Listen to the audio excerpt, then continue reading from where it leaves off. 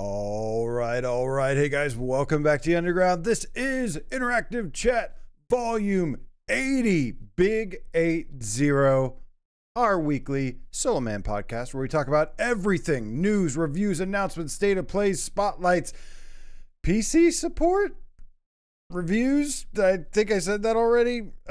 Quest games sometimes, all the things PSVR2 related. What is up, guys? My name is AJ. It is good to be back with you once again.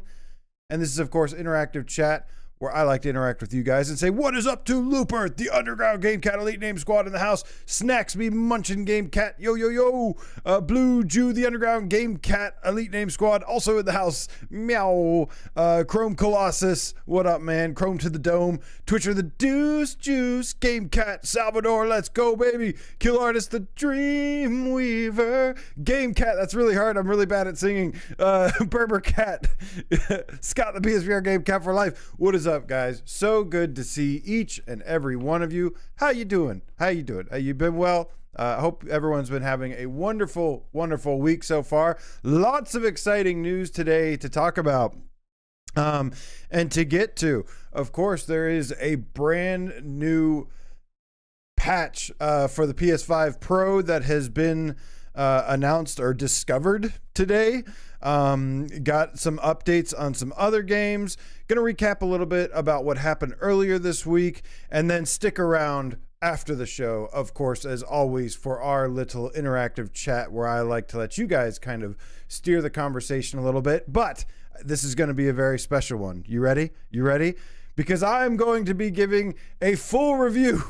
Okay, a full rapid review on my thoughts on Batman Arkham Shadow on the Quest 3, which I beat recently. And I wanted to give my little take on it and my thoughts. But before that, we have tons of big PSVR 2 to talk about first. So we are going to do that. And we are going to get started right after we handle Nihilist Ryan, the Game Feline, with the 5 dono. Thank you so much, man, for getting that tip train going. Appreciate the love and support. Right back at you.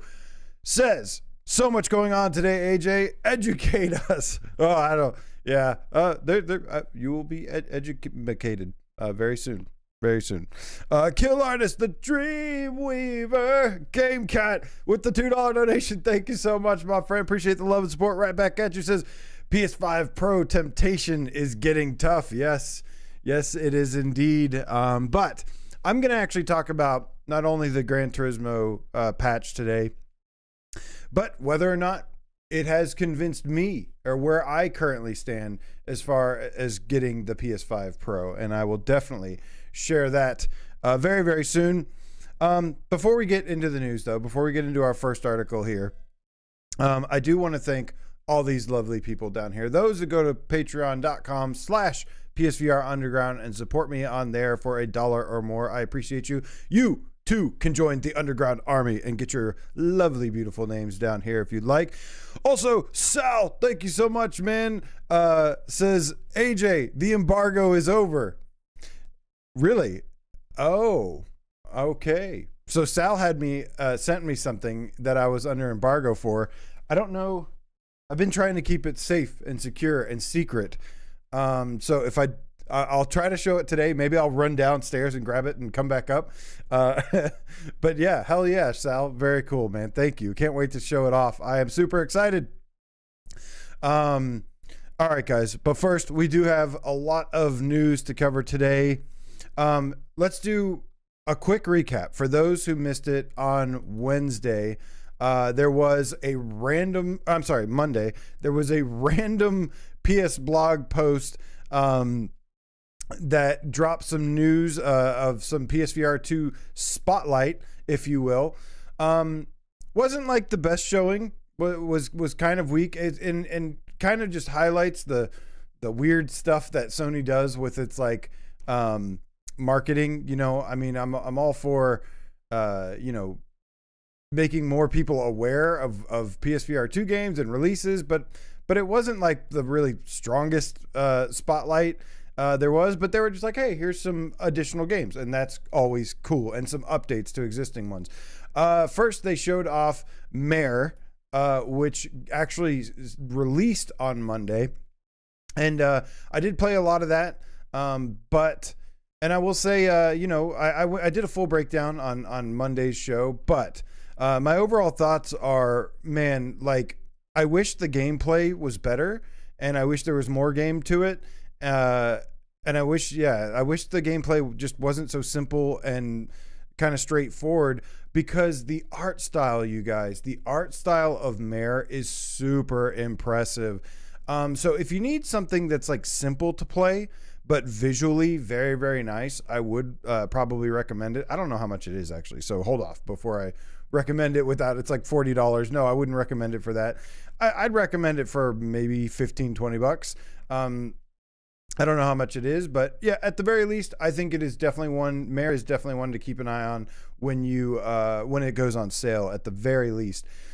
They also revealed Trombone Champ Unflattened, which is coming next week, I think, November 26th. Yes, that is in fact next week. That is, of course, by our good friends over at Flat to VR Studios. Hell, I just want to get it just to support them. Like, this is how you start out, right? You start out. Now, don't get me wrong. This game is like supposedly very popular and everything. I do not have any interest in this game, but I want to support Flat to VR. So I will buy a copy or whatever I need to do to support them. Tell you to go buy a copy, especially if you're into that kind of thing, because this is how you get started. I want Flat to VR to grow.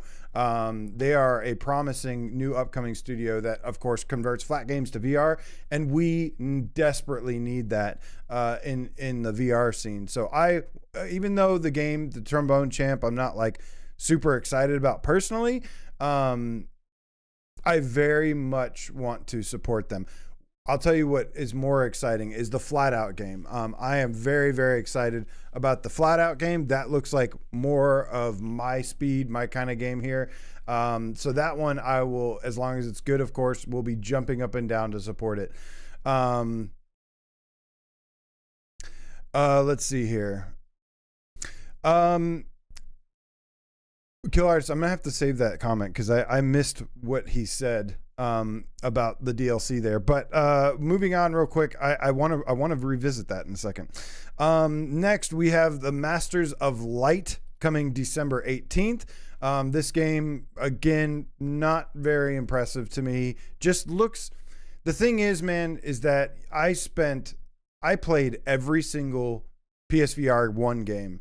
And so when it comes to PSVR 2, like when it comes to game design, production values, things, I'm really looking for something that feels like a PSVR 2 next gen experience for the most part. That's what I want, man. I want next gen stuff. So while the game Masters of Light looks okay, it looks like something I've played 1,000 times before, and I just don't have any interest. But I'll tell you what I do have interest in, a lot of interest, and that is the next two games. The first one being Alien Rogue Incursion, which is coming December 19th. We are 1 month away. And they revealed a new story trailer that looks freaking good. The big thing that I pointed out on Monday that stood out to me from the story trailer was that you're on a planet. I'm so happy to see that, because that means that there's a chance that there's a little bit of action outside of a space station. Like, I'm all about the claustrophobic corridors, especially I want to see like the lighting, that like, signature look of the inside of like stations and whatnot from the Alien franchise. But I'm very excited and hope to see something outdoors, or, just a mix up and visual environmental stuff. That could be really cool. But overall, I'm just like, Alien is one of my most anticipated games. It's looking very promising, and I hope it delivers, because that could potentially be huge. And then finally, last but not least, we got this was their spotlight, was the announcement of Hitman World of Assassination is no longer going to be coming out in December next month. It has now been moved to the expected date of March 27th of 2025. So there's positive and negatives here. Honestly, there's some big stuff going on in December. We have the 5th. We have Behemoth, which is going to be probably huge. No pun intended, but that's also coming to us from one of the best devs ever, and we have high expectations for that game. That's a big one. And then we also have Alien. So December is looking pretty awesome. December is looking really good. And I think getting a game like Hitman probably would just kind of cannibalize the sales a little bit. Because, yeah, I'm all about like big games you can spend lots of time with. But I don't think they should be released right next to each other. I had this conversation with a developer last night, actually. Is that like I like big games that you can come back to over and over and over. I love those types of games. You get more, bang for your buck. You get something you can always just go back to and get lost in. But we were talking about whether those are good for the ecosystem or not. And I was like, well, I think they're good because they're good, just not when they're all released next to each other, because you don't have the time or money or whatever to play every single one. If they're all 10 to 30 hour games and come out within days of each other, like that's going to be kind of hard as consumers to find the time and money to do that. So I'm all about pushing Hitman back to March because that is one that we can be that's a huge one. And they're doing it because apparently it wasn't ready anyways. Apparently they need more time to kind of polish it up. They did mention like physical motions and interactions and stuff, something that we've been asking for with Hitman VR for a while now. And this is the last chance that IO Interactive has to really nail this version. And this could potentially be the best version. And if they do, like, that's going to be a very big deal, because again, this is the stuff that like sells systems, that makes, you tell people Masters of Light is coming to VR and they go, what? But you say Hitman is going to be VR and they go, oh, I know Hitman. That's great. That sounds really cool. That's just how the world works. Let's see. What up, Stingray, Prentice Summer Scales, Illinic Cohen, hello. So good to see all of you. Thank you. Awesome Tatum in the house tonight. Virtual Resistance. Virtual Resistance says, I'm mad about Hitman. Don't be, man. I don't know if you played the original, but the PSVR 1 version of Hitman was excellent. But it did have the limitation of being the DualShock controller, which I still liked. Salvador says, I like big games that I cannot lie. Me too, Sal. Me too. Hell yeah, man. So next week, guys, is Black Friday. There's going to be some sales on PSVR 2. I think I saw it's like 40% off or something. Most of us already have that, so it's not really a problem for us. But go tell your friends to go get a PSVR 2 because I firmly believe that having all the headsets, or basically just a PSVR 2 and a Quest 3 and a PC, is the best way to get the best of both worlds. Both have something to offer. I would still, despite the lack of like Sony first party support and lots of different things here and there that we could pick apart all day, I still love my PSVR 2, and there's a huge library of games. If you've never played it before, I would highly recommend it. Stuff with like the pro updates are getting promising. So there is some stuff to look forward to. But let's see here. All right. You guys already know that though. You guys are pretty VR savvy, so I don't need to explain this to you. Mischievous Marco says, this is why I usually wait for sales. That spaces out the game for me and saves my wallet. I hear you, man. I'm about to drop some big money soon, and it's going to make me cry because I don't have big money. But I'll tell you all about that later. First, before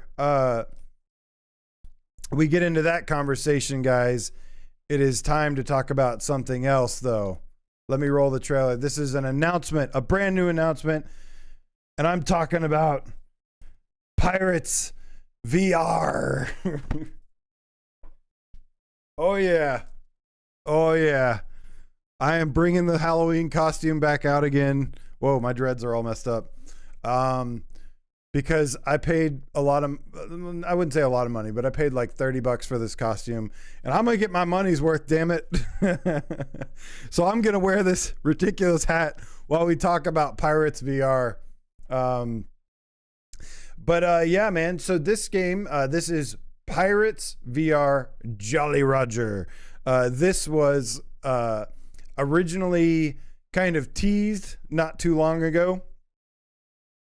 And for anyone just joining, this is how I actually look in real life. But this was teased a while back with like a CGI trailer, right? And when I saw it, I was like, okay, that looks insanely good. But it's clearly a CGI trailer, and it's probably the final product's not going to be looking like that. Well, we got a brand new look at it here with this brand new trailer. And this is the release date announcement for this game. Well, thank you. Now it's right. It says I make a great pirate. I appreciate it. Yes, this is actually what's under the beanie when I take the beanie off. I remember somebody on Halloween asking if I could put the hat on the beanie too. So you're welcome for whoever that was.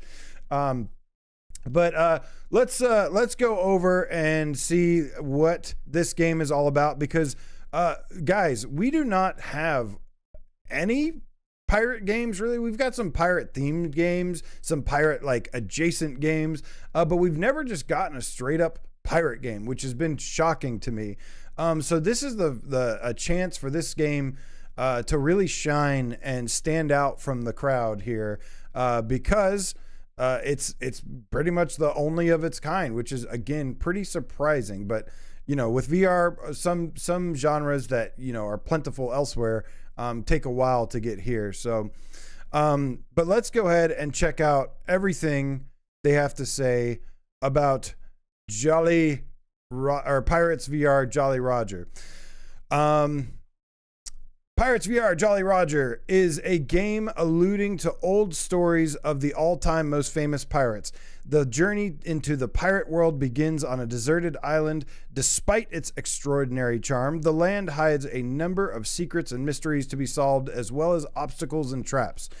Where legends of lost treasure and cursed islands come to life. Stranded on a remote Caribbean island, you'll uncover dark secrets, face off against undead pirates, and fight your way through treacherous landscapes, all while guided by your trusty but sarcastic parrot companion. From lush, vibrant jungles filled with wildlife to dark, cursed caves teeming with undead pirates, every environment is richly detailed and stunning. And I will say, pause here, intermission. I will say the thing that stands out to me the most actually is the environments here, are the environments here. The environments look very, very impressive. Now, from the trailer, some of the gameplay like this, using the flintlock pistol and the lantern and stuff, some of the gameplay here does look a little simple. You know, maybe not like super polished, not super elaborate, but the environments, man, the environments look damn good, really, really good, in fact. And so that's at least something that's kind of promising there. Let me get rid of this trailer here so you guys can see this more. What up, PD? Good to see you, homie. Okay, let me get this zoomed in a little bit. Filled with loot and secrets. I love loot, you guys. Filled with loot and secrets waiting to be discovered, from overgrown jungles to eerie caves, every corner of the island offers new challenges. You'll climb towering cliffs, swim through underwater caverns, and navigate treacherous dungeons to pursue the fabled treasure of Davy Jones. As you face off against cursed pirates, undead skeletons, and fierce creatures, use magic lantern and use magic lantern and a classic pirate weapons like flintlock pistol and other weapons as you fight your way through hordes of dark, malicious enemies. Whether you're dueling ghostly pirates or running away from wild animals, every encounter will keep you on your toes. From unlocking hidden passages to disarming ancient traps, you need to think quickly and cleverly to uncover the secrets buried deep within the island. Every puzzle solved brings you one step closer to the edge, to the treasure, and the dark truth behind it. With dynamic, realistic VR mechanics, climb rocky cliffs, rappel down ropes, swim through sunken grottos, and navigate tight cave systems, all in beautifully rendered VR. Feel the rush of the wind in your face and the splash of the sea as you explore this fully interactive pirate world. And lastly, you are not alone on this journey. Your hilarious parrot companion is always by your side, offering helpful advice, clues to solve puzzles, and cheeky commentary to lighten the mood. This clever bird is more than a comical companion. It's your guide to surviving the island's many dangers and unlocking its hidden treasures. Are you ready to claim the treasure and survive the dangers of the cursed island?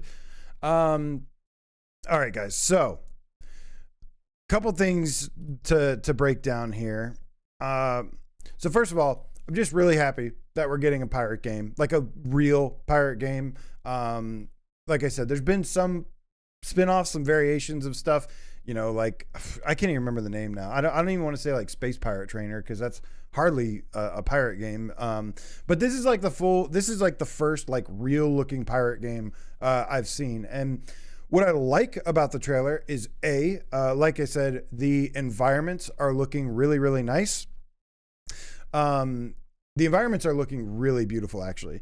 And I like that it looks like a variety of like gameplay elements. You see him like swinging down the rope, swimming here, and the underwater looks beautiful. There's some combat, and then there's like puzzle solving. They said there's climbing, there's traps. So to me, the combat, kind of looks like the weakest, but I feel like it might be okay. It might just balance out because it's more about like the spread of all the gameplay that is looking really, really nice overall. I'm not expecting like, Saints and Sinners combat, of course. This is probably like a small team too, which if it is, it's very impressive for a small team. But I like I like what I'm seeing here. This definitely looks promising. And this is coming out. This is scheduled for PSVR2 coming Q2 of 2025. There it says January 14th for Steam. So maybe I'll get to check this out a little bit early on PC and get some first impressions. Kind of like what I did with Subside. And then wait for like the full PSVR2 release to actually play the full game.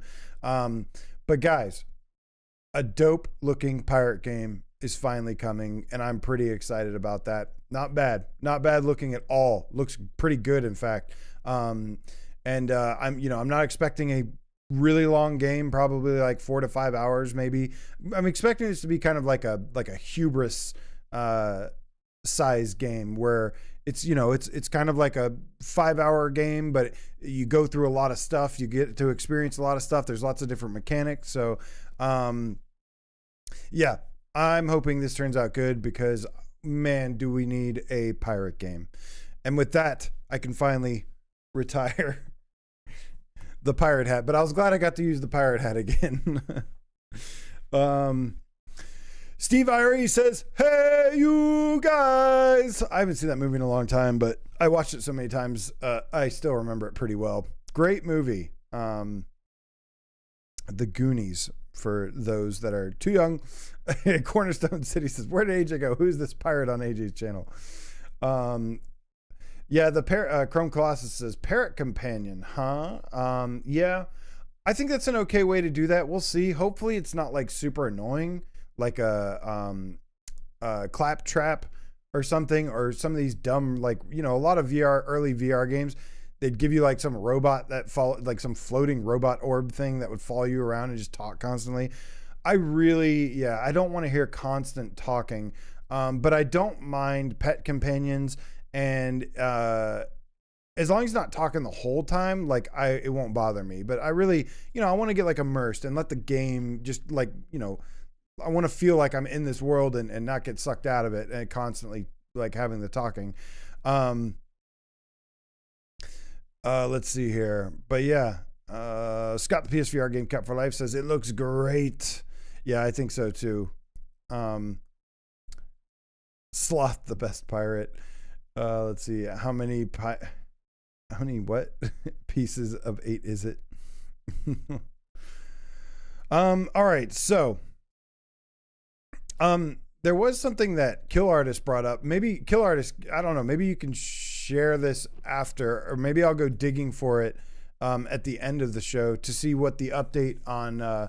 It sounded like you had some kind of update for our good friends over there that made Legendary Tales. Apparently, there was some update on that. You mentioned that there's maybe no Quest version, that they were having trouble getting onto the Quest, but there's going to be maybe some DLC.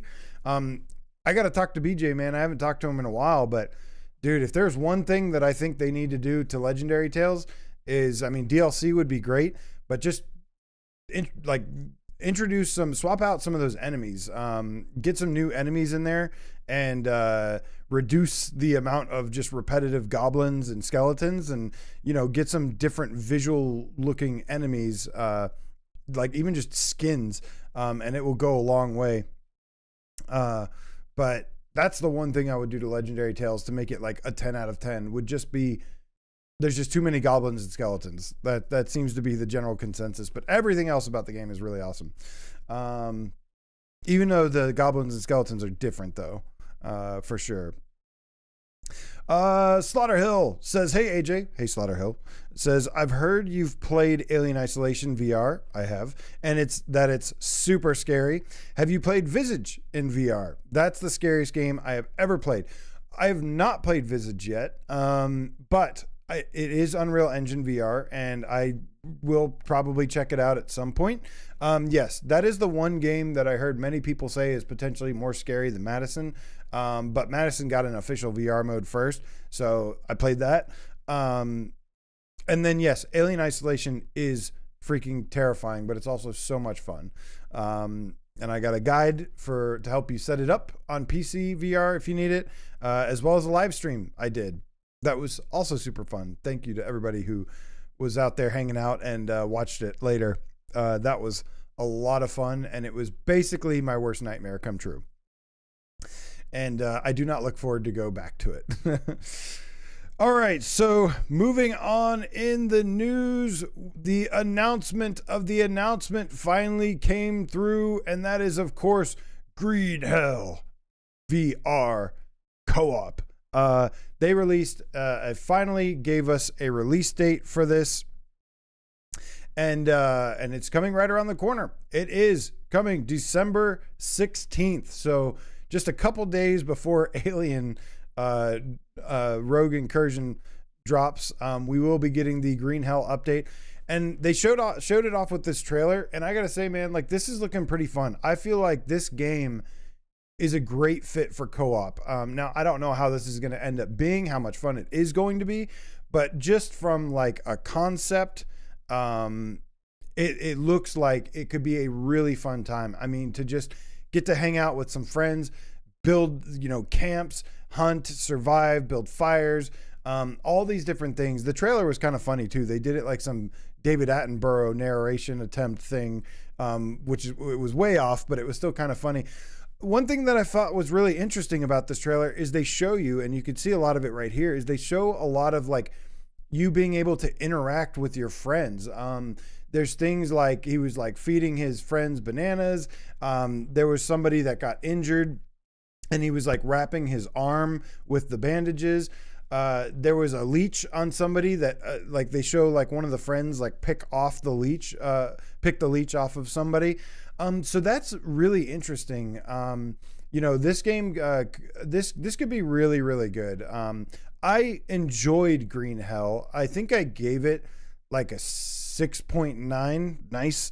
Something like that. Like it was it had some issues at launch, but they did update it, and it is much better visually.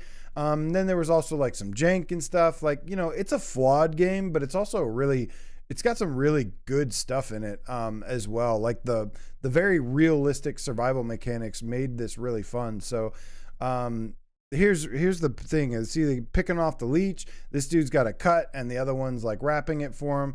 So I'm actually looking really forward to. I'm actually really looking forward to checking out this co-op update, December 16th. I don't know if I'm going to have time right away. I'm sure maybe we'll find out, but it seems like you could have a really hilarious time playing this with some friends. I look forward to playing this with the gang. It looks like it's 3-player, I think, is what I'm seeing. Oh, wait, no, they're showing 4 there. So maybe it's 4-player. But yeah, really looking forward to the Green Hell co-op update. Hopefully I get some time to check it out. To follow up on the Legendary Tales thing, Twitcher the Deuce Juice Game Cat says BJ went further than that. He's planning to move out of the VR market entirely. There will be DLC for Legendary Tales and possibly one more VR game from Urban Wolf. Then they will commit to flat screen only. Yeah, that is kind of sad, but you know, yeah, it was a tough.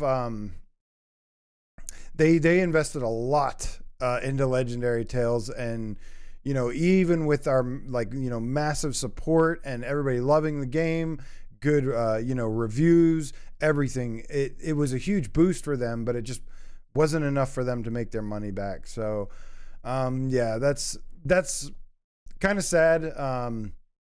Because yeah, we want bigger games from independent developers, but this is why we're still kind of in that spot where, you know, we get a really big game every now and then, but it usually comes at the funding of a big corporate company like Sony or Meta or something like that. That's really how we get the most of our stuff. There's some big publishers like Vertigo Games, which have been doing a pretty great job lately with Arizona Sunshine Remake and Metro VR Awakening.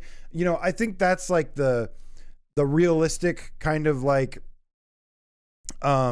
way to kind of get these out is you have maybe 8 to 10 hour game, just really polished and do it that way. But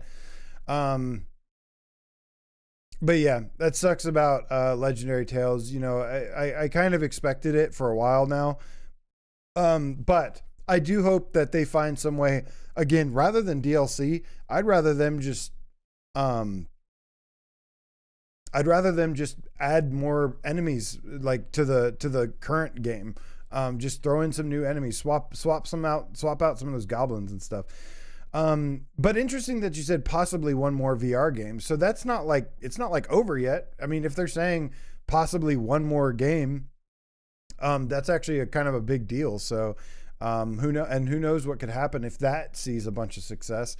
Who knows? But yeah, definitely rooting for Urban Wolf Games, buddy BJ, and everybody over there, because Legendary Tales was it started off the year great. It really made the beginning of this year awesome with like a Souls-like Diablo first-person giant RPG with like super deep combat system that was really good. So,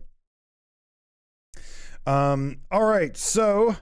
Moving on, we've got some news regarding Subside, guys. Oh no, did I forget to hold on? I gotta drop the trailer real quick. Headphone warning. I gotta put the new Subside trailer here. There's always one trailer that you can count on me to be rushing too fast and then miss. Okay, there we go. I caught it. Guys, Subside, we got a little bit of an update, a little bit of a tease regarding Subside VR. For those who don't know, this is the underwater exploration, kind of like a swimming simulator, diving simulator, but it's known for its hyper-realistic graphics and great swimming mechanics. And let me just say, you know, for those who missed my preview of this, because I did purchase this on PC, I played like 2 levels of it basically. I really just wanted to support them. Because I've wanted something like this ever since we didn't get, ocean descent back or something. I love swimming. I love underwater environments, things like that. What up, Hotel Neptune? I love swimming. I love underwater. And, this game is probably the best I've ever seen of that. Of course, the other favorite being No Man's Sky. I mean, I spent literally hundreds of hours playing No Man's Sky underwater, just searching for my favorite like underwater location, and I finally found it after 6 years. It only took 6 years, but I eventually found it.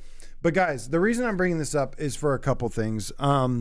I do have some updates to share from the developers here, but again, for those who missed my preview of this playing the PSVR version, guys, I was pretty blown away. Like, I legitimately think that this is like possibly one of the best VR games out there. I'm not even joking. Yes, it's maybe a little bit more of a tech demo, but it is fun to play, and there is like content to like explore and things to do.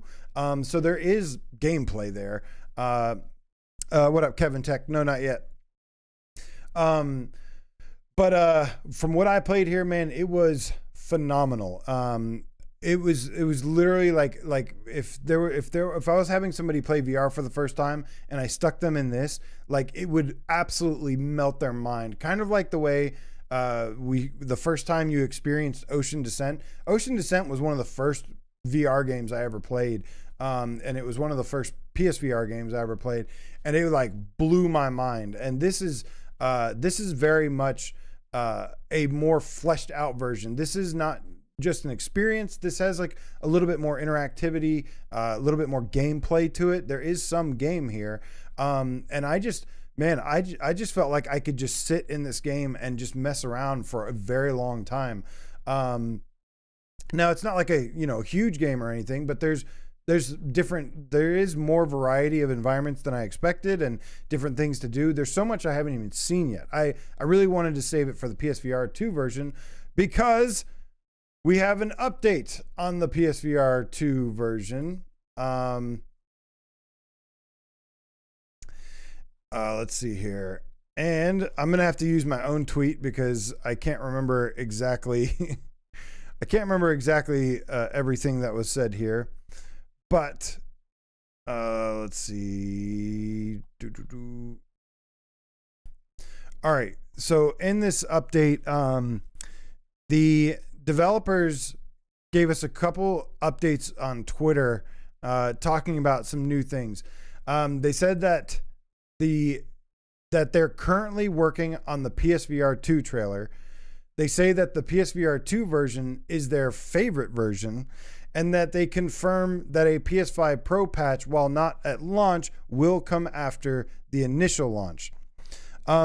So a couple interesting things there. First of all, he says they're working on the PSVR2 trailer.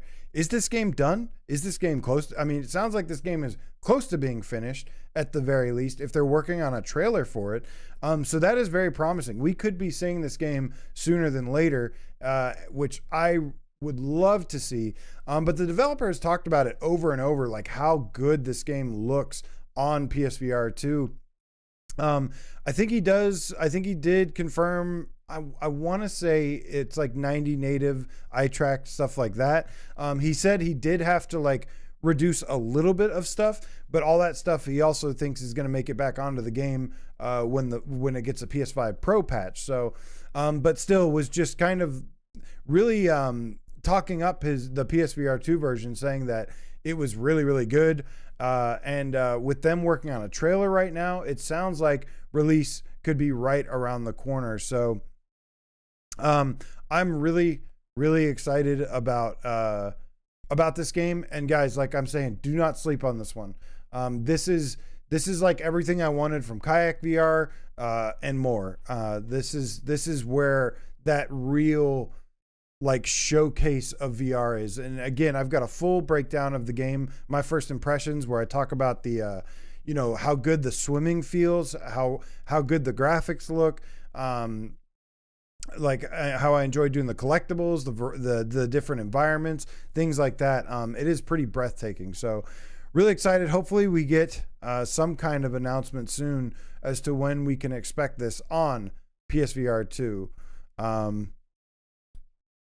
So really looking forward to that.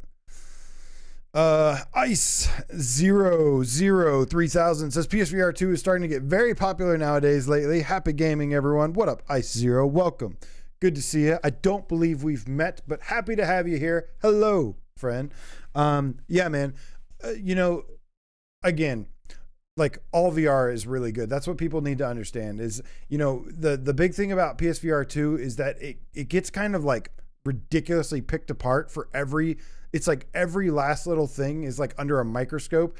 And it's really annoying because there's issues on the Quest 3 that like nobody mentions. I mean, there's like huge performance issues, stuttering, anything, and nobody cares. Nobody talks about it. There's just, I don't know why there's all that out there, but like you said, Ice0, people kind of come around and they go, oh, this is actually really good. Like, and especially once like more games start to get announced, just the PSVR2 goes on sale, dude. Like there's probably a good. I expect a lot of people to pick up a PSVR2 over this holiday with stuff like Hitman coming out, with games like with this Gran Turismo Pro Patch, which we're about to talk about, dropping, No Man's Sky, and all these things.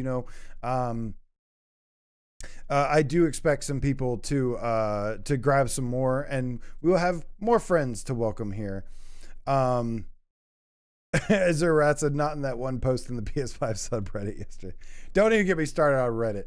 All right, guys, but no, actually, we are going to reference Reddit in here in just a minute. But first, it is time to talk about the big news of today, and that is, of course, Gran Turismo 7, baby, got a PS5 Pro Patch enhancement. Now, a couple things to note here. First of all, I'm going to be rolling this video here. This video comes to us via Game Drive-Thru. So thank you, my friend, for uploading this awesome footage. I gave you a sub and a like. He's got like 4 subscribers. So if you guys want to go show him some love, I'll leave a link in the video after the description. Go give Game Drive-Thru, THRU, some love. So Gran Turismo 7 got the long-awaited PS5 Pro Patch, or is it? There's a lot of feedback that has been collected. We're going to talk about a couple things. First of all, we're going to talk about the differences.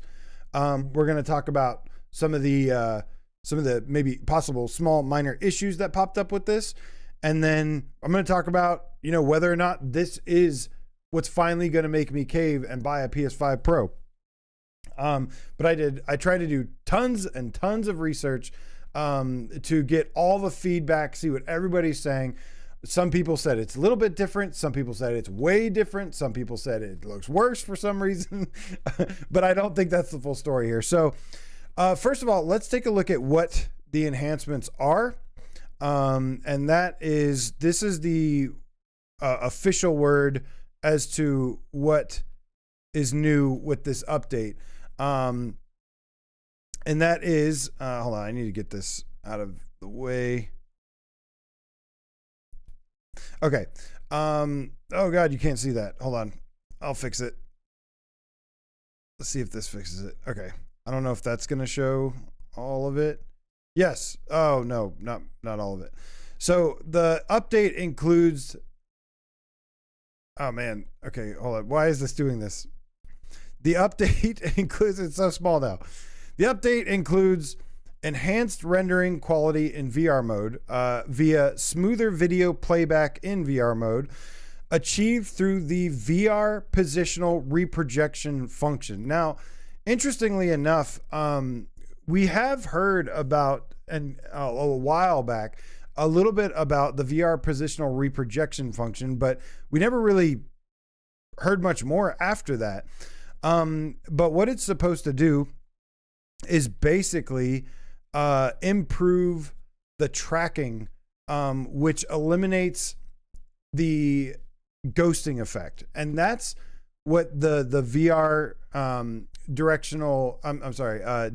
VR positional reprojection function mostly does. That's the biggest difference, is that this is going to mostly remove the ghosting, which is a big deal to a lot of people. I myself, for some games, it's a problem. Really only one, which was Horizon, which I didn't even notice until everybody kept telling me how bad it was. And then I went back to it like 8,000 times. And then finally on the 8,000th and 5th time, I finally was like, oh, that's ghosting. That's reprojection. So I'm not really sensitive to it, but it is a big deal to a lot of people. And I do care about it getting improved because, yeah, it causes discomfort for a lot of people. So in that regard, I think and you just want the best visual clarity. Visual clarity makes a big difference. Now, visual clarity to me is not personally as important as like great textures, lighting, shadows, reflections, all those things. Like, I'll take a hit to the visual clarity a little bit if the image quality is like super high. I like, personally, like I said, I like the game to look alive, and that usually comes via like, high res textures, lighting, shadows. Shadows are the pain in the butt to get going. And then of course, like, as high as resolution as possible. But I think I can always, I'm not afraid to take a small bump in resolution to enhance the overall texture quality and things like that. A slight bump, obviously we'd all want everything to be perfect, but that's just not the way it is just yet. I actually do want to see some of y'all's feedback as well, but these are the biggest difference. The thing on top of the new reprojection mode, on top of that, also seems like there was a slight resolution bump.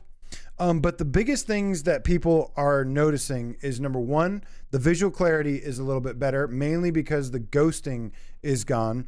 There was a resolution bump. There's a little bit less blur. A lot of people mentioned, like, when they turn their head to the side while driving, or some of the cars or some of the bystanders on the track, that they would see them like really blurry, not like just moving by real fast blurry, but like ugly visual artifact blurry. With this additional sharpness that it has, it seems like it's brought out some of the detail on the cars, the tracks, things like that. That's the advantage of having this slight bump in resolution, is like there's a lot of really good looking assets there. But then by, enhancing the resolution a little bit, you get to actually see them a little bit better. And I've experienced something like that before. And yeah, it makes it seem like a whole bunch of other stuff was changed, but it's like, no, it wasn't. It's just a little bit clearer now and sharper, and you can see the details a little bit better. Along with this, though, there are a couple of minor issues. So this mode is off by default. You can go into the settings, flip it on, and it sounded like there was possibly like a performance and image quality mode. I think most people said that they're into the image quality mode. Lofty says, "I ain't afraid no ghost." Let's see here. Some people are noticing, what is it, the 120 hertz mode? Not sure if that was there before. Yeah. I do want to see some of your comments. I am going to get down to your comments in just a minute, but I want to finish up here. Now a couple different parts to this though. So definitely mostly improvements. There are a couple visual artifacts that have been introduced that people have mentioned. And because you can turn this setting off and on, there was one comment in our Discord that was really great, and I'll read that as well. People did mention things like the rain looking a lot better, the reflections looking a lot better, some of the lighting, things like that. LOD wise, I don't know if anybody mentioned if the pop-in is better. But maybe one of you guys can help answer that, and we'll get it there. but yeah, as far as like the bugs kind of introduced by this a little bit, probably going to get cleaned up, hopefully, is screen tearing, a little bit of screen tearing, and some visual artifacts. People mentioned stuff like the top of trees having this like shimmer thing. And this didn't just like completely erase all the visual stuff either. I mean, people do mention like, you know, there is still some ghosting, there is still some like lighting stuff here and there, but it's just really it's just really improved. Old Dart says, yes, the pop-in has been reduced. That's good. The thing that makes it tricky about Gran Turismo is that it's kind of like a level by level basis here. Like some levels on the base PS5, they look better than others. So it's not very consistent with its clarity and the graphical fidelity of it. Some tracks look crystal clear, HD, super detailed, perfect. And then others, it was like you'd have like, especially ones with like trees, lots of trees. Some of those, like there'd be like tree pop in, and you know, some just look better than others. I did see someone mention about like I think the dirt on the tracks too. It still looks kind of pixelated a little bit. So here's the thing. This is a significant update that should alleviate a huge problem that this game had with reprojection, which was the ghosting. People do not like ghosting, and I understand. I do not like it either. I just don't notice it as much as other people most of the time. But it has apparently been like a night and day difference. For those that are sensitive to ghosting, this is like a huge difference. For those that are not, it's probably going to be like, you know, definitely an improvement, but not like a night and day huge game changer difference. I think for me,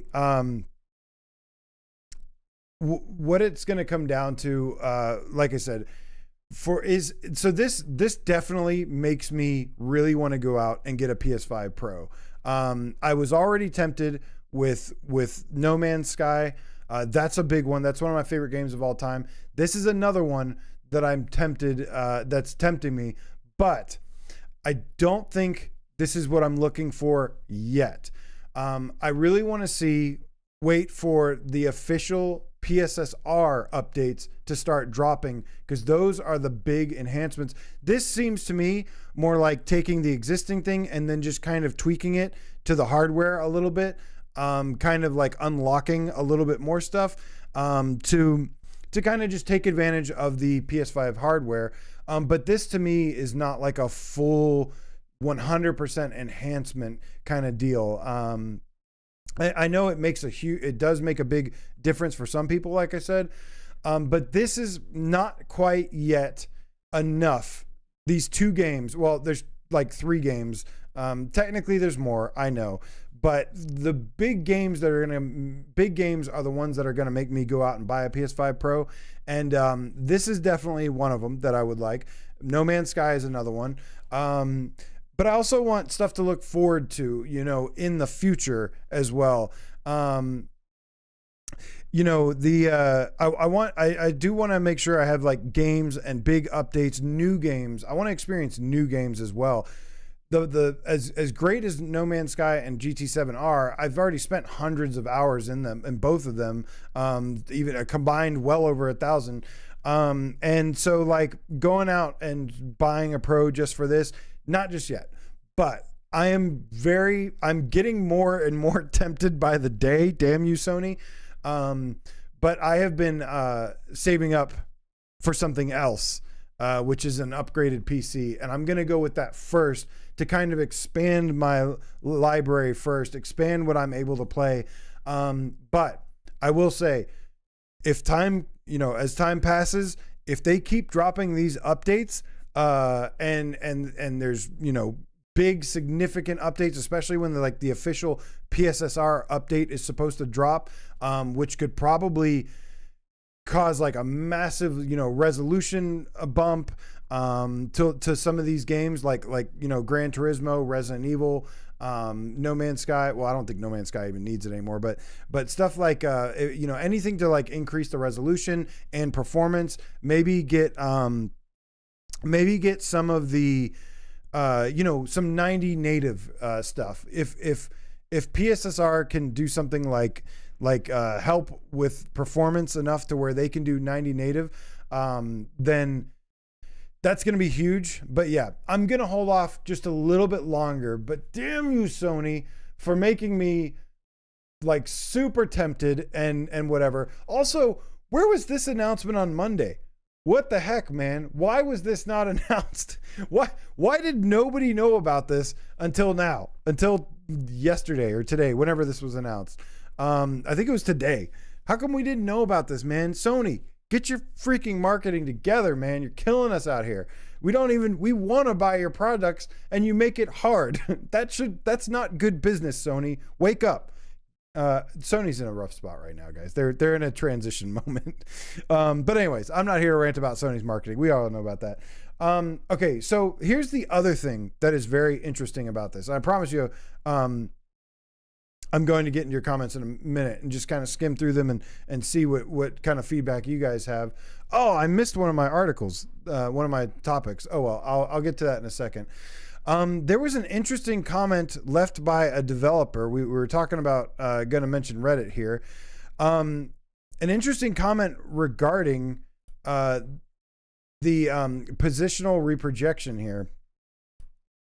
And apparently, positional reprojection is not limited to the Pro, or not exclusive to the Pro. Check this out, what this guy has to say. Let's see here. Did that bring it up? Yes. Okay. So this is a developer that left a comment on one of the articles on Reddit. That was the thread was Gran Turismo PS5 Pro update looks incredible. He says, for everybody asking about positional reprojection, it has been around for a while. It is not exclusive to the Pro. It improves the ghosting effect, but is harder on the GPU than standard reprojection. This is partly why many games with reprojection haven't used it. Source, dev. I tested it out for Encircled, but still preferred 90 native. For something graphically intensive like Gran Turismo, though, it's pretty incredible. So I thought that this was interesting, that this is actually not a PS5 Pro enhancement specifically. That's why I was saying that this is more like a tweak to the hardware.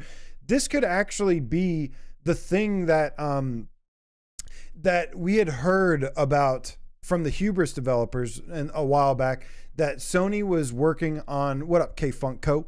We heard that Sony was working on the reprojection, and I kind of honestly, I wasn't totally buying it. Like, I wasn't completely sure, because sometimes developers just say things. It's not that I don't trust that developer or whatever, but sometimes they say things that's false or wrong. They get stuff wrong a lot. But I think that's what they were talking about here, is maybe even though this has been out for a while, maybe this has been something that they've been working on. But I thought that this was really interesting, that it's not limited to the PS5 Pro. So I don't think that this is like even really the official Pro patch. I think that still might come later, once the PSSR gets enabled for PSVR2. So things, guys, next year could start to get really interesting with PSVR2 and the PS5 Pro especially. But he did mention that it's not this positional reprojection. I got to get that burned in my brain. Is not exclusive to the Pro, and it can be applied to the base PS5. The problem is that the base PS5 doesn't necessarily have depending on the game, it may not have the resources to apply this method to make the ghosting and stuff better. I have a feeling this is what happened with Call of the Mountain. But this also answers a question that Brian and I have said over and over and over. And we're like, why do some games look okay with reprojection, and why do some look terrible? And we never could really figure that out. And I think we have our answer now, is because some of them had the bandwidth to apply the positional reprojection, which resulted in less ghosting and made it a lot better. So I thought that was really interesting. I love doing this, like, deep dive, getting into the weeds a little bit here. Yeah. But it just, like, it made me, as soon as I saw that developer's comment, I was like, oh, like, that explains a lot. That's probably why, like I said, there's been this inconsistency with the reprojection, why sometimes it looks good, why sometimes it looks really bad. The games that are more graphically intensive are going to have to rely on the positional reprojection, and maybe have to only be applied on the Pro because the base PS5 can't handle it. So that's pretty interesting there. I do want to get into some of your feedback here regarding the PS5 Pro and Gran Turismo 7. I want to see what you guys were saying. Ooh, Malkaya, the soul-reaving game cat, Raziel. Dude, I can't wait to play that. Secured a 30th anniversary. That's pretty sweet, man. Mischievous Marcos says, still not enough for me to buy a Pro just yet. I need most of my game to get improvement. Pro is like over 1K in Canada. Oh, also, there's no disc drive on the Pro, which luckily I mostly have digital this gen, but I do have some physical games. So I would have to rebuy Resident Evil 4 and Village, because I think those are my two main PS5 physical games. Also, I'd have to buy that freaking disc drive. So that's on top of that. But like I said, money is really not the issue. It's just like, I need more. I need a little bit more. I need to see a little bit more before I dive in. I'm not going to spend $700 on two games that I've already played hundreds of hours of. As tempting as it is, don't get me wrong, it is super freaking tempting. Like, I want it, but I like I said, I need to prioritize, and right now I'm focused on getting my PC first. Hooked Worm, Hoosier, Game Cat, what up, man? Is excited about Subside. All right, let's see what you guys are saying. The clouds used to be simple but had palpable volume. Now they're like some weird projection, more complex in some ways, but weirdly flat and unbelievable to me. Is that okay? I'm guessing the clouds changed a little bit in Gran Turismo 7. Shady Waffle says, my dream update for GT7 is a free drive mode on a big map, so I can just cruise around in my NSX and listen to music. So you're basically saying you want Forza Horizon in VR. I feel like I missed, I know you guys commented a bunch on this. Let's see here. Looper, the Underground Game Cat, my dude, says, I got my Pro today and already tried the positional reprojection in GT7. It moves all of the ghosting to the HUD. So if you have HUD disabled, you're good. Interesting. So the HUD is still a little ghosting. I do typically, unless I'm like being very competitive, I do typically like the HUD off. Dude, it is so, I turn the HUD off in every game I can. No Man's Sky, Gran Turismo, anything I can. That's what I loved about Metro VR. I love that it was just like the best, like, diegetic UI ever. Asian Panda, welcome to the live stream. Hello, you made it. So glad you made it. Let's see here. There is like 120 hertz mode stuff. That's for the flat screen only. That is correct. It's not 90 hertz native, which is really what we want. Like, that would be the best for clarity, for image clarity. 90 hertz would be the best, which is why I'm hoping that they can do that with PSSR once that gets there. I don't know if that'll be possible, but fingers crossed. Apparently,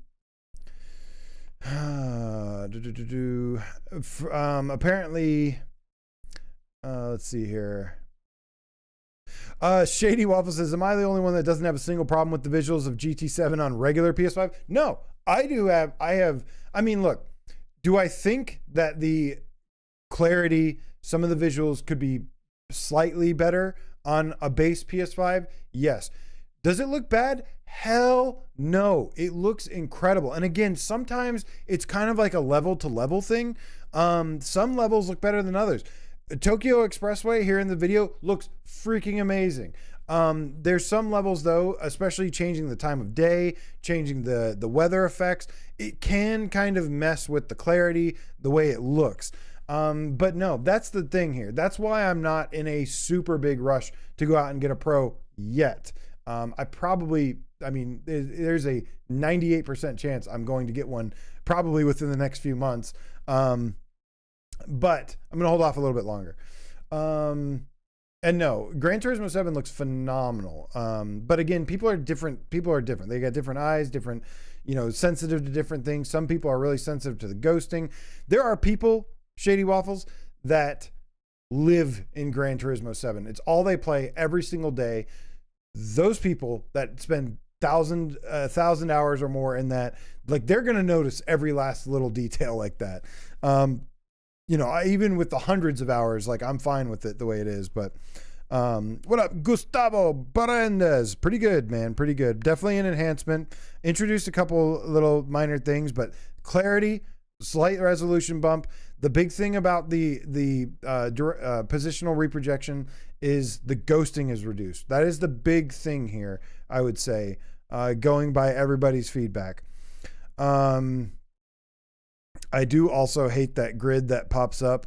Old Darth confirmed that pop-in has been reduced. That's a big one. The LED is pretty good in GT7 overall, but again, some levels, like some of the ones with lots of long line of trees or something, definitely get some pop in there. That's just a little immersion breaking, little eyesores, minor, but still noticeable.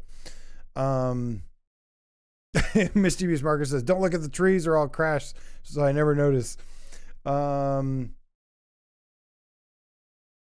Let's see here.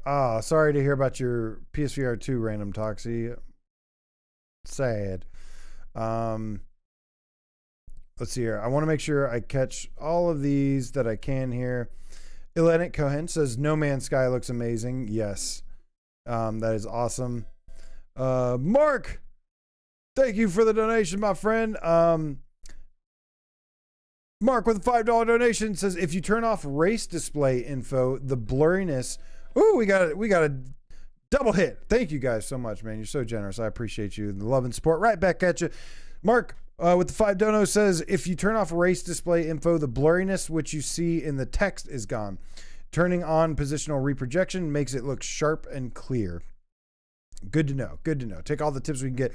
Despite not having the Pro yet, I still am enjoying looking at, hearing about the differences, the comparisons, and kind of just what to expect once I eventually do get one, which I probably will, like I said. Asian Panda 510X, thank you so much for the donation. Appreciate you guys keeping that tip train going, keeping the lights on here. I appreciate you. Says, I'm here to support my streamer. I got my PS5 Pro. I love all the games so far. It feels more stable, and I love that. Yeah, for sure. Again, just even though the games require a patch to really see the difference, they're going to be performing at their best. Basically, they're games will definitely, I think the big one that people have been mentioning has been Vertigo 2 and the difference that has made. That has definitely made a big difference with the frame rate issues there.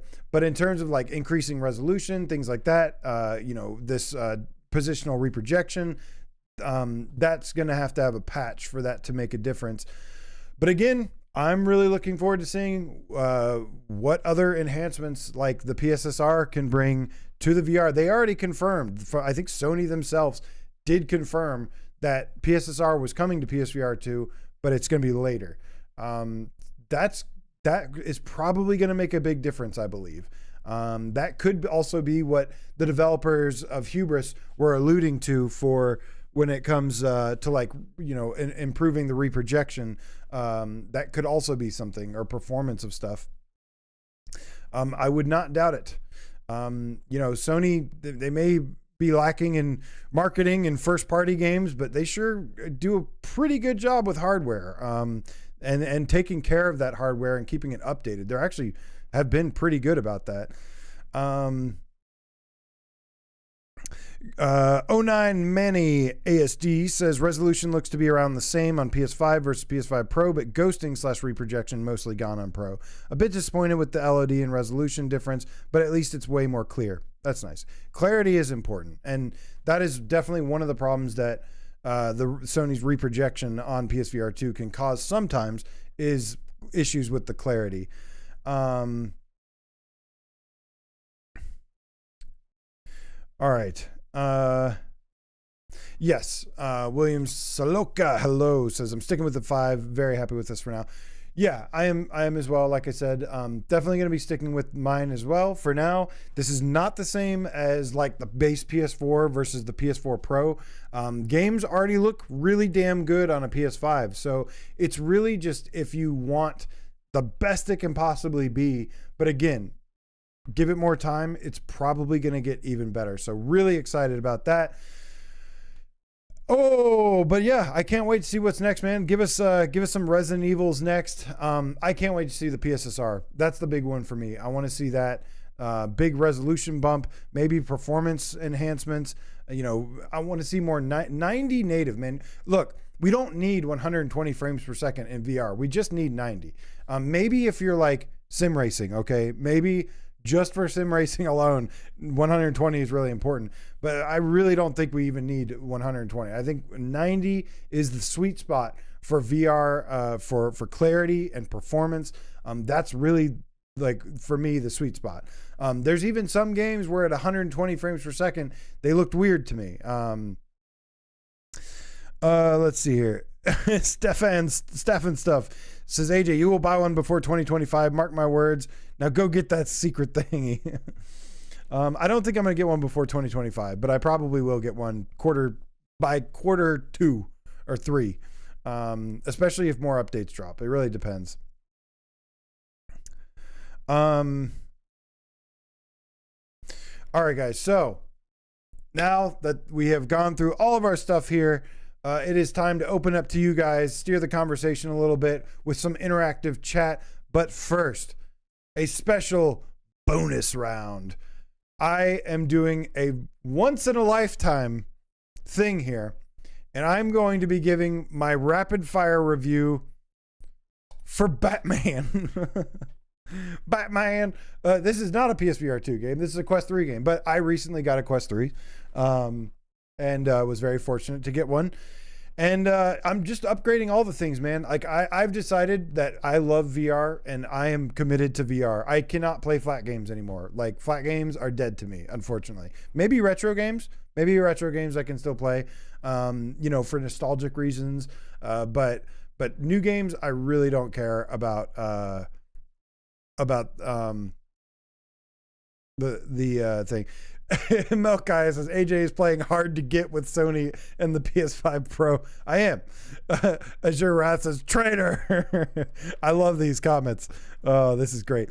Okay, so my quick review on Batman. This is just a random thing here.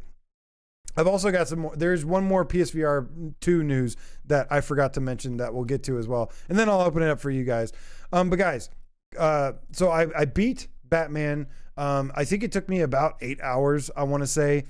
What I loved about it was that the combat system, I was not a fan of the combat system of the Arkham Knight games, Arkham Asylum stuff. I know it's like kind of a revolutionary staple for that. And a lot of games started using that combat system. I was not the biggest fan of it. It felt a little too easy for me. Just mash button. And then, you see a little alert, you counter with the button. Having those actions VR AF, however, makes a huge difference when you are physically throwing those punches, and you get the alert and you punch to the side and you swing around and counterattack. That makes an enormous difference to me, and it totally revolutionized the gameplay of the Arkham games for me.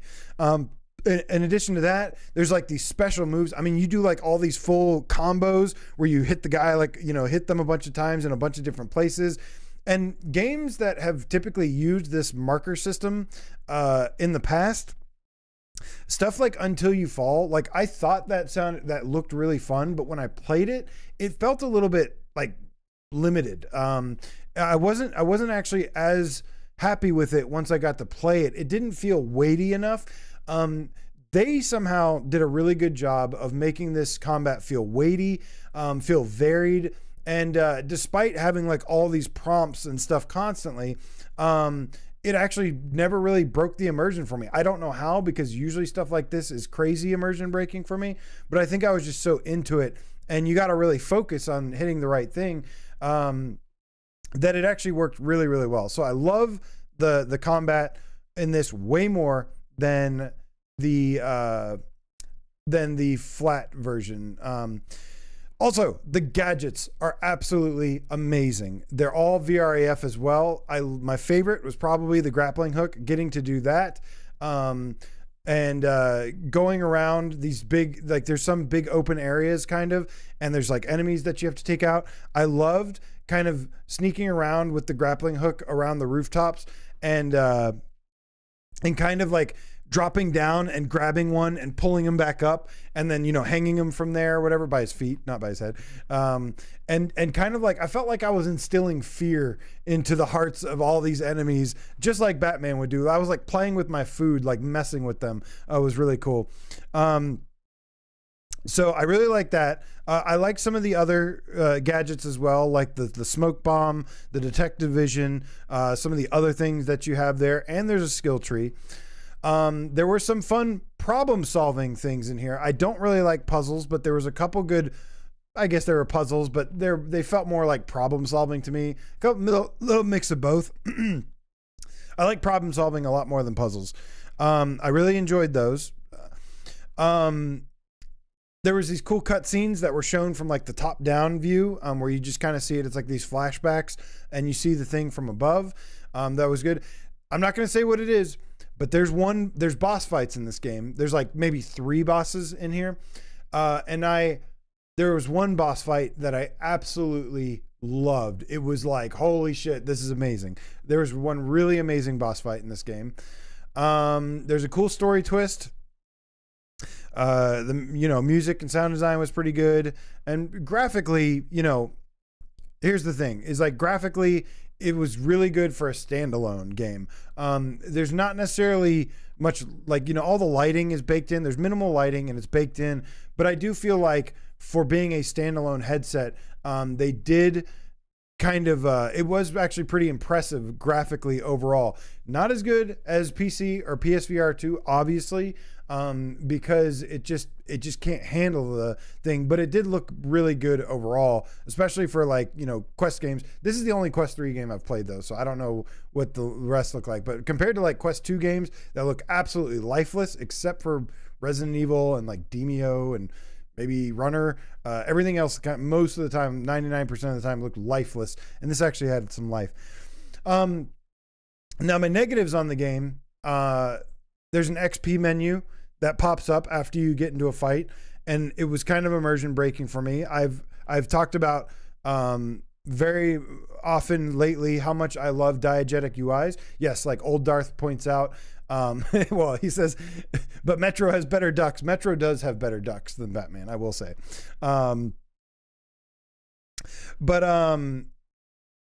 So graphically though, anyways, the XP menu constantly popping up after a fight. I wish it was more like integrated into like a visor thing. Like when you finish a fight, the visor changes to like a darker one, and then it shows you, or show it on your wrist or something, wristwatch, something.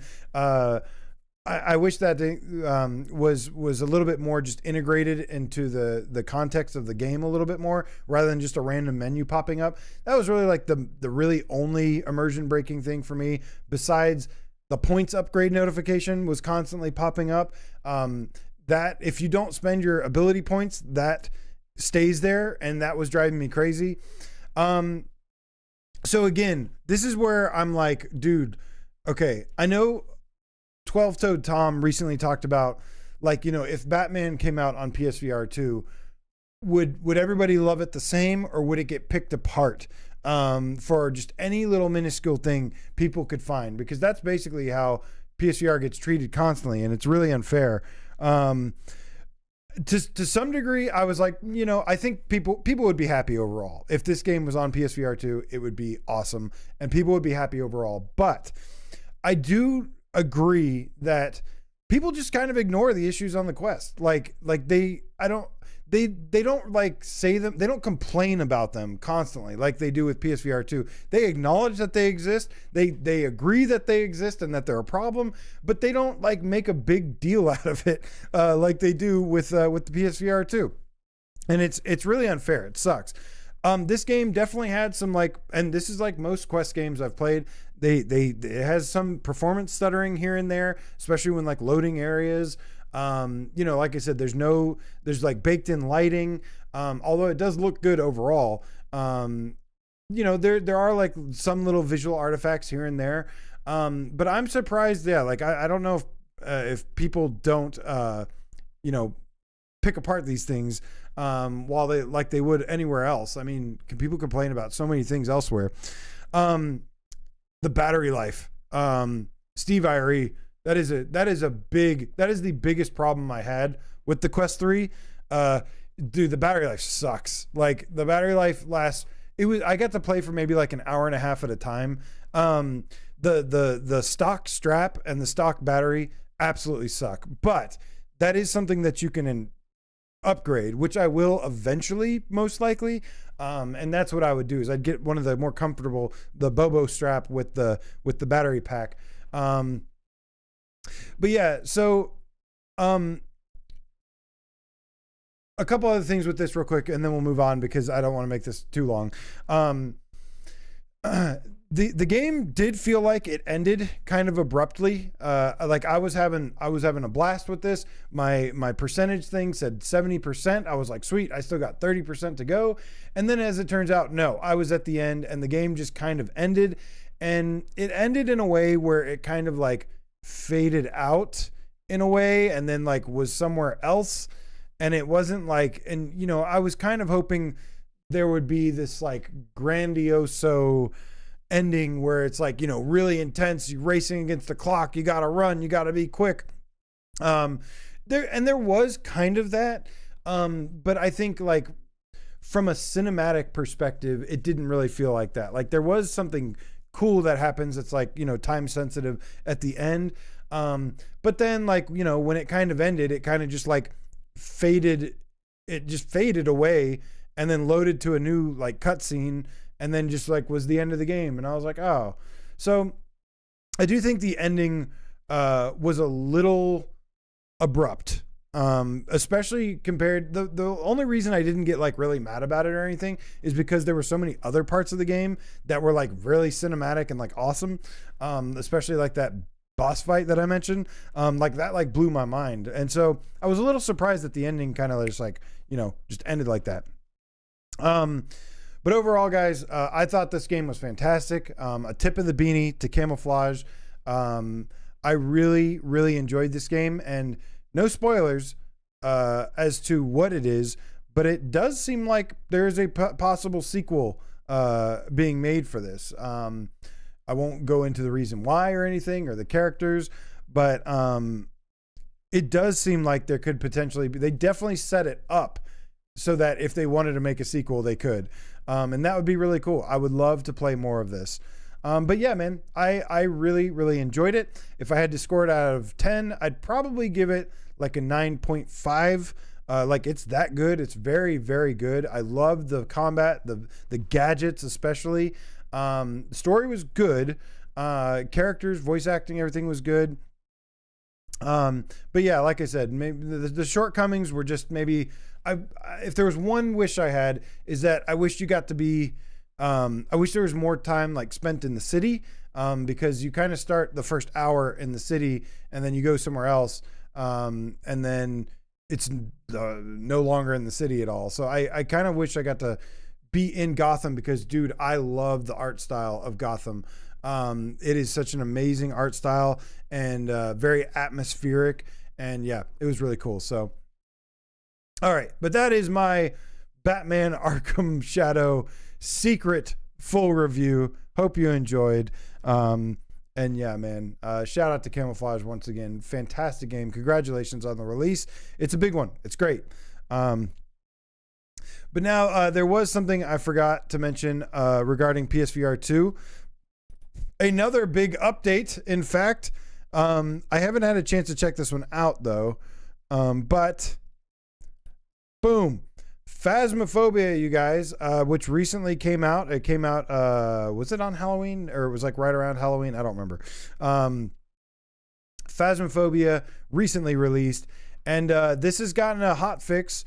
And it says, with this latest patch, we have increased the resolution of all textures for those of you playing on PlayStation VR 2, which aims to create a smoother experience for all VR 2 players.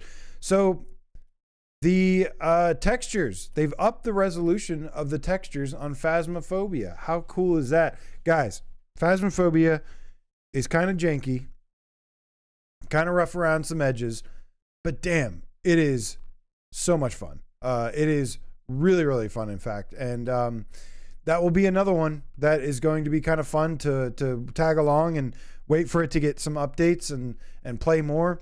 And you can spend a lot of time in it. But yeah, I was really, really satisfied with like the game loop of Phasmophobia. It is extremely terrifying by itself, but it's also really fun with friends. It's not scary with friends, but it's really fun. So yeah, I definitely loved it. Old Dart says, I found the Phasmophobia update to be minuscule to the look of the game. Interesting. Yeah, I mean, all they mentioned was just resolution update, so definitely a smaller one. Let's see here. All right, so now let's open it up to you guys. Let me get a sip of water real quick, and let's see, what do you guys want to talk about before we get out of here? What's new? How you doing? Hope you're all doing well, man. Having a wonderful week. Thank you for being here with me tonight. I appreciate each and every one of you each and every week. Thanksgiving is next week. Black Friday is next week. And that's where I'm hoping to get my PC. I told you I'm upgrading my PC. You guys, I have saved up money for a very long time. I'm also selling a lot of stuff. And I think I'm going to actually be able to get a 4090. Right now, there's a deal that I can afford. And I might actually be able to pull this off. It's painfully expensive. I'm probably going to cry if I buy it. What up, A Dizzle? But I think I'm going to be able to get a PC with a 4090 and a most likely I usually go AMD for processors, but I actually found one that was pretty good deal, and it's a Intel i9 14900F KF. It has like a lot of cores. I think it was like 24 cores. Yeah, man. I could go little upgrade, or I could go big upgrade. And really, the thing is that if I get a 4090, I don't think I'm going to need a PC for a very long time. And I know that's what everyone says. Yes, there will always be a time where you can get something better, but I want something where I can play UEVR. I want to be able to play UEVR games with some good graphics, good resolution. And the card that I have right now, the 4060 Ti, it is a wonderful card. The problem is that for VR specific and UEVR, it's not great for it. I have to lower the resolution. I have to turn off like most of the textures, shadows, things like that. It cannot handle that, but not sure. Bronda says no Intel bad. I really just wanted to get like either the 7800 X3D or the 7950 X3D. But the Intel 14900 is actually pretty nice, I think. It might actually have more. The thing is that the 7800 X3D, it's got eight cores. And the 14900 has it's got like 24 cores. It's ridiculous. And for all the multitasking I do and stuff, it's faster, it's newer, so it's probably better, I would think. The 4090 graphics card alone is more expensive than a PS5 Pro. Again, it's not about the money with the PS5 Pro. It's about the use I'm going to get out of it. I'm not going to get enough use out of it yet, but I will eventually, should everything go as planned. But yeah, I'll get to expand a lot of my horizons with beast of a PC. Old Dart's still rocking that 7800 XT. I was thinking about the only problem is I can't go AMD graphics card without buying one. Like I don't have anybody that, like, I don't know anybody that has one that I can play to test it out myself on. So I'm just playing it safe with the RTX 4090, or at the very least I'm probably going 4090 most likely, which I'm the only thing I'm going to lose sleep over is the amount of money it's going to cost me, but definitely not the card itself. Yes, that is true. Steve Irie says, yes, the 4090 is way more expensive than a PS5 Pro, but it also eats and shits a PS5 Pro power-wise. A 4070 does, yes. Yes, I will have everything. Yeah, I know it's going to need a big power supply. I've got all that down. Dude, if I make it happen though, like I said, like I'll be able to stream, like, especially mostly, like I said, I do PCVR when we have some downtime. Right now, PSVR2, we don't have a lot of downtime. We've got Behemoth rapidly approaching, Alien rapidly approaching, lots of other games. But I would like to get to a point, just any free time I can get. I want to do more streams of Returnal, and I want to play Cyberpunk 2077 in VR, and I want to play other games with like full high resolution. My current graphics card, the 4060 Ti, like I said, it's very good. It's great for native VR games, but for UEVR, things like that, it specializes in ray tracing and 1080p. I need a 2K graphics card, not a 1080p graphics card, because the PSVR2 can't handle it. Or it's just too much for the PSVR. The PSVR2 is too much for it, resolution wise. I could make it work with the Quest, but I actually really like the way that a PSVR2 feels and looks better on that OLED screen. Man, the clarity, the OLED screen, all of that is just super nice. But I could technically get it to work with the Quest if I really wanted to. I am not upgrading this PC, by the way. I am selling this PC to a friend. I traded a guitar, a 7-string guitar, for a phone, another cheaper guitar, an Ibanez, and some hot sauce. And he's also buying my PC. Shout out my buddy Bo. He's buying my PC to help me pay for the other one. My options were basically between a 4070 Ti Super, a 4080 Super, and a 4090. And I think I'm just going to go balls to the wall 4090 so I don't have to worry about it again.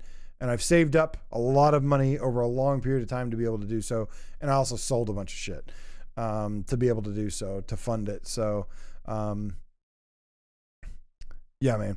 Oh, dude, Old Dart, this hot sauce does not mess around. This hot sauce, I've posted pictures in the Discord. For anyone that's in our Discord, it's ghost pep. It's hot sauce made from a combination of homegrown ghost peppers, Carolina Reapers, and Trinidad Scorpion peppers. Basically, some of the hottest peppers in the world. These are literally. And man, this hot sauce is really good though. It won't destroy you, but eating one of these peppers raw, good God. I took a bite of one of these ghost peppers and it like sucked the air out of my lungs instantly. I was like instantly. And then my stomach hurt all day. Like I could feel it moving through my entire digestive system all day long. And it was just burning everything it touched. And but it hurt so good. I really love spicy food, in case you haven't noticed. I have built up quite a tolerance for it. I'm not invincible towards it. I don't think anybody is. But yeah, I love hot sauce.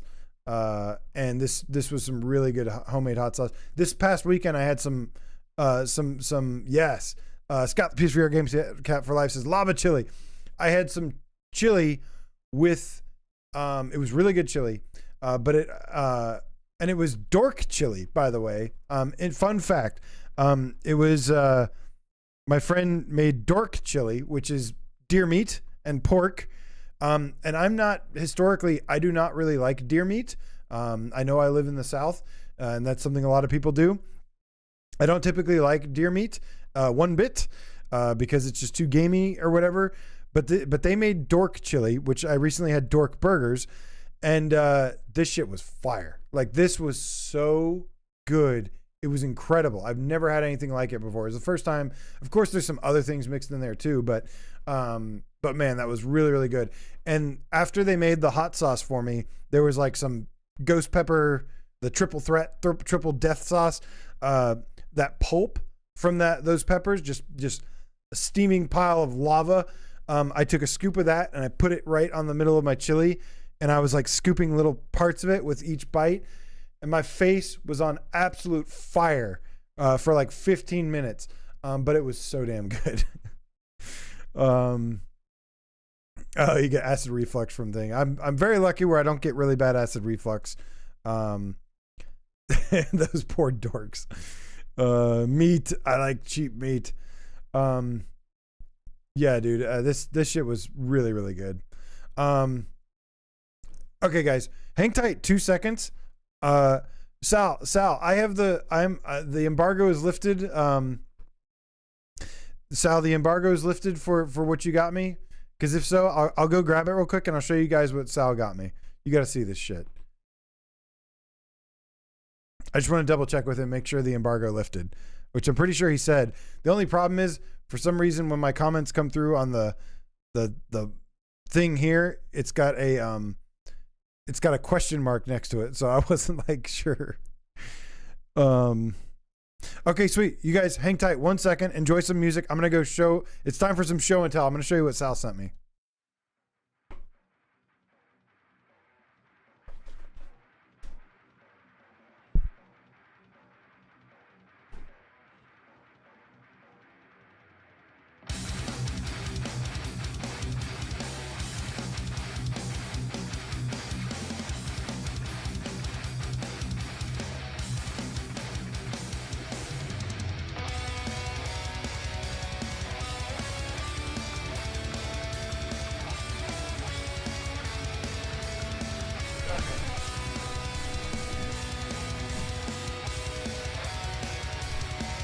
All right, is back. Okay, guys. So, hey, Dizzle, thank you so much for the donation, my friend. Appreciate the love and support. Right back at you, homie. Oh, you gave me 2. Wait, did you mean to double do that? You double tipped. Thank you, man. It says when you get a 4090, don't forget about console peons now. No, I will certainly not, man, because even with the best hardware, some of the best games are still on PSVR2, best versions of games. Again, all VR is special and awesome. You know, Quest, you get the wireless, and you get like the pancake lenses. PSVR2, you get excellent graphics. You get haptics, adaptive triggers, headset rumble, and eye tracking. Some of the best VR features ever made. And then, of course, PC, you get like mods and stuff like that. So all platforms, guys, all platforms are awesome. And yeah, even though I've expanded my horizons a little bit, I still love my PSVR 2 to death. And it's still, in many ways, my preferred way to play official native games. But guys, so Sal got me a little birthday present. And I don't know if you guys recognize this box, but he gave me a little birthday present. It says AJ69. Nice. Does anybody recognize this box? Do you recognize what this is? What's in the box? Well, some of you might recognize this box from a little game called Madison VR, which is the scariest game ever made, or one of the scariest games I've ever played in my life. It deserves right there at the top with Alien Isolation, Resident Evil 7, and Madison VR. Nice shades. But guys, so it says AJ, for my 69th birthday, I'm not that old. But within it, there is, I haven't actually worn this yet, but I need to. There is a Madison VR t-shirt. But guys, get ready to have your mind blown, because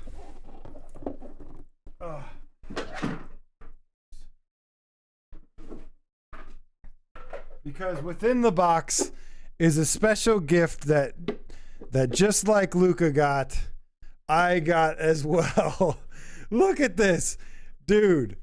Guys, look at this shit. It is in fact the camera from Madison VR, but it's got my name on it. How cool is that? And you know what's even cooler is it actually takes pictures. It actually, I haven't actually like set it up completely, but this dude wired it up and it actually takes Madison VR pictures. How freaking cool is this? Now that the embargo is lifted, I can put this on my my shrine, my PSVR2 shrine behind me. Dude, Sal, thank you so much, man. This is the coolest shit. Madison was such an amazing game, and the camera was such a big part of it, and it was terrifying, and the fact that this actually takes pictures and stuff is absolutely insane. That is one of the coolest things I've ever seen. Thank you, Sal. Amazing. But yeah. Also, you got something coming back to you very soon that I think you're gonna like. But I'll let you know. I'll give you a heads up when it's been shipped. But guys, thank you so much, man. I appreciate each and every one of you. You could be anywhere tonight, and you chose to spend it with me, and I appreciate you for it. Thank you so much for coming and hanging out tonight, having some fun, shooting the shit, talking about some PS5 Pro with PSVR2. Really excited to see more developments on that. But yeah, man, Pirates VR, Jolly Roger looking good. Green Hell Co-op soon, guys. Subside, man. Again, do not sleep on Subside. Cannot wait, man. Thank you all, man. Thank you all for being here, hanging out, having fun. Thank you to all these lovely people who support me on Patreon at patreon.com/PSVR Underground. Thank you to everybody who donates, man. Like, it really helps me so much. But of course, you know, it's never mandatory. It just appreciate you guys being here and always being so supportive and amazing. You are the best freaking community ever. And I hope you know that. I do not like that is very important that you know that. You are a very special group of people. And it is my honor to do this for you each and every week. On the next Interactive Chat, our weekly Solo Man podcast, where we talk about everything: news, reviews, discussions, announcements, let's plays, trailers, state of plays, PC support, quest games, all the things PSVR2 related. You guys have a wonderful rest of the night, and I will see you again very, very soon. We got a surprise coming for you guys over on Without Parole. I'm not going to say what it is, but I don't know if it's been announced yet. But we have a big, big surprise coming for you very soon that I hope you will like. And I got to get to work on that soon. So you guys have a wonderful night. I'll see you again very soon. Appreciate you guys as always.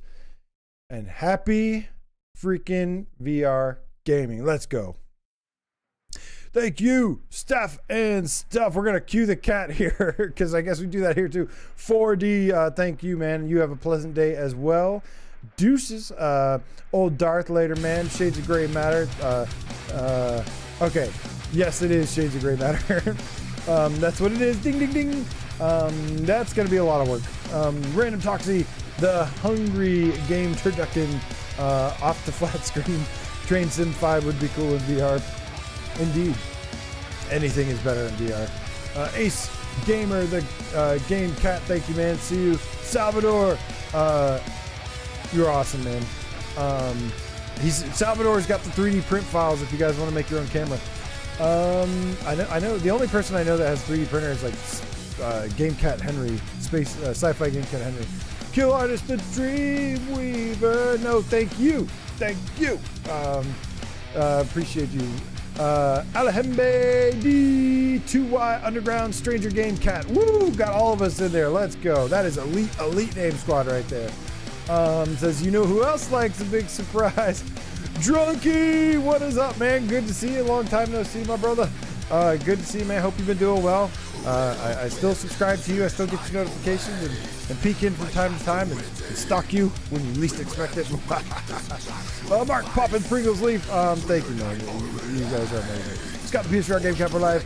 Bye-bye. William Saloka. Thank you, man. Emily Baxter. Hashtag Cartoony Witch Game Kitten. It says cue the GT7. Thank you, Atlantic Cohen.